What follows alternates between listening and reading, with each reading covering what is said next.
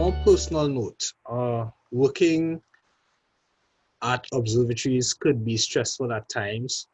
Could you each just tell us very briefly how you manage that work-life balance, and probably what do you do to maintain good mental health, that sort of thing? I don't know. Annalisa seems ready to go. Good question. Yes, it is stressful. It is hard. As a researcher in my observatory, I had the opportunity to have not fixed hours, so I don't have to arrive in the morning at the office. I don't know, at 8 or 9 o'clock and leave in a specific hour. And this, so I can organize my day and balance my private and my working life. So if I have some family problems, I can work a few hours and then recover the lost hours in the days before or after. So it's a great opportunity for a mom, for a mom. But in case this can be also, I think it's an opportunity, and sometimes not, because if there's an emergency or an upcoming deadline, you can stay at office until the evening, or maybe you can come back home but continue working until the night on Saturday, on Sunday, until the work is finished. So even if it's sometimes hard, I think that the life as researchers can be balanced, can be mixed with the personal skills. Yes. Yeah. Sounds good. Sara? Yeah. Just to say that I started my second session to the chiropractor this morning, just because I needed to be fixed a little bit. No, it is challenging, and it is not easy. I think if you work in the Volcano Observatory and you have the responsibilities, you really feel them. It's a fact. I mean, sometimes it is hard to go to sleep when you know there is something that might be happening, and you really want that everything is in place, is ready. You don't want to miss anything. You don't want that, you know, there will be a bad response and a bad management of a potential crisis. Then it can be heavy.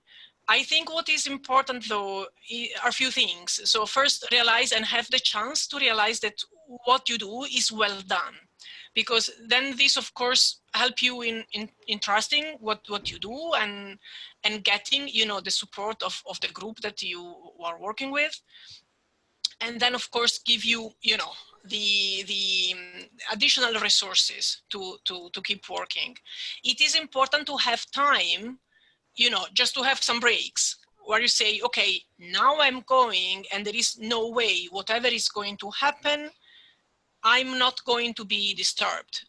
And that's also important, because then you need to rely on the fact that none of us is essential, and things work well when things are well designed, and things are well designed when, you know, things can be managed by the person that are present here and they are available to work.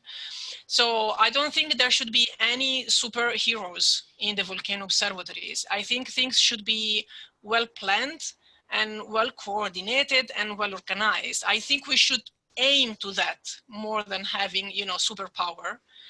And then I also get it is important to have, you know, good time with the colleagues, just doing something else, that it is not working together.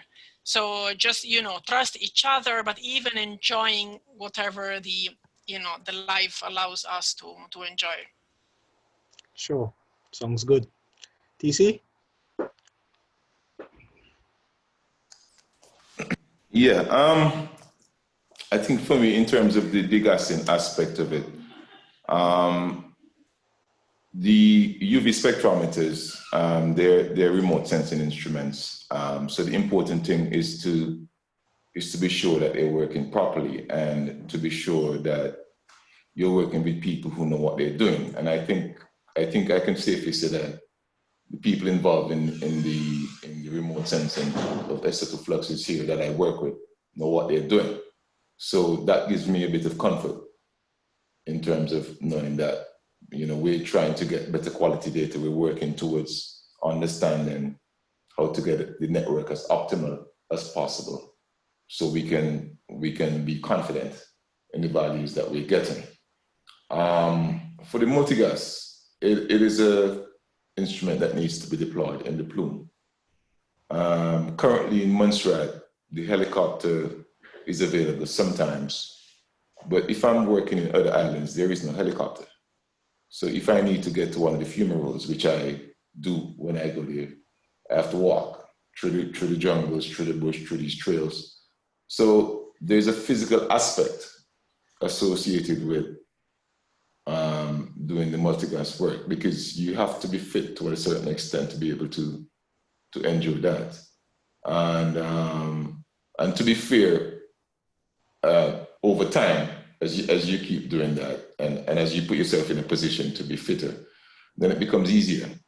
I think my greatest fear is having an instrument break and not being able to fix it or get it fixed. That's the most worrying thing, because if you're working on a volcano that's degassing, the gas that would have came out this morning, that's gone. You won't get that back.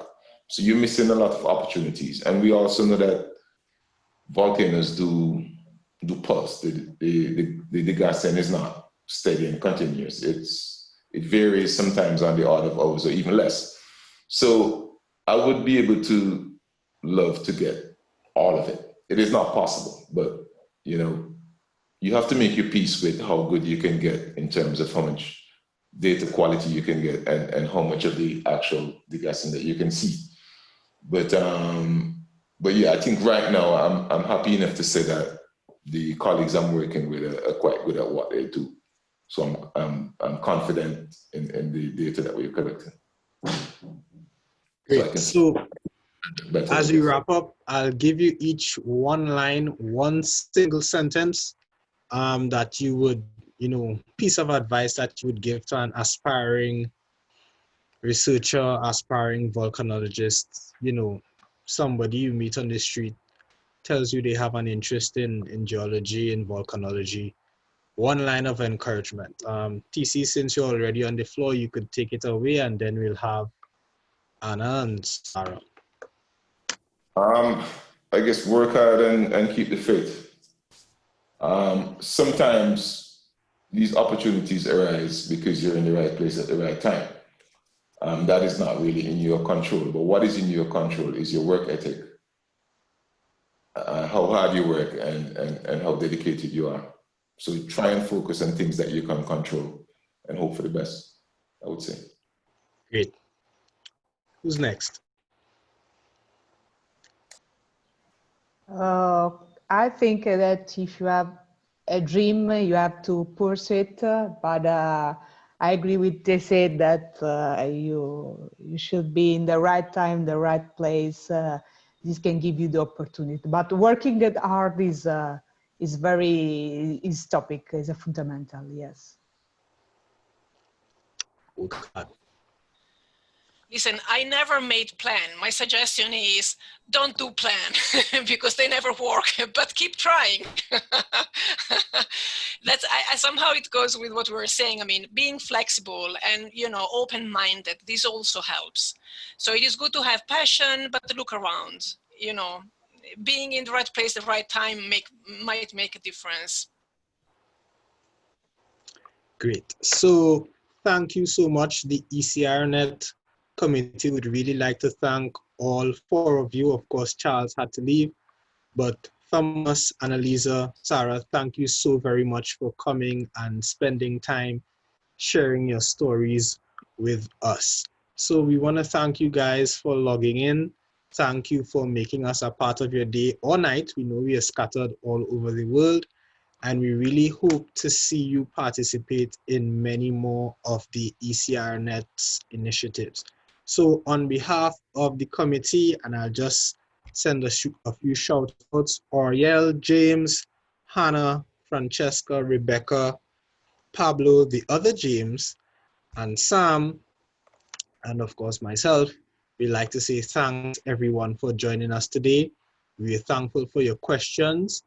And if you have suggestions for other topics that we could cover in future events like these, feel free to suggest them in the chat now or even in the Facebook group. So we love to deal with issues that are topical among early career researchers. So once again, thank you to our panelists from the MVO, from the Goma Volcano Observatory, from the Etna Observatory, and the Icelandic Met Office. We want to thank everybody for just coming and spending some time with us. And I encourage you to do enjoy the rest of your day or night.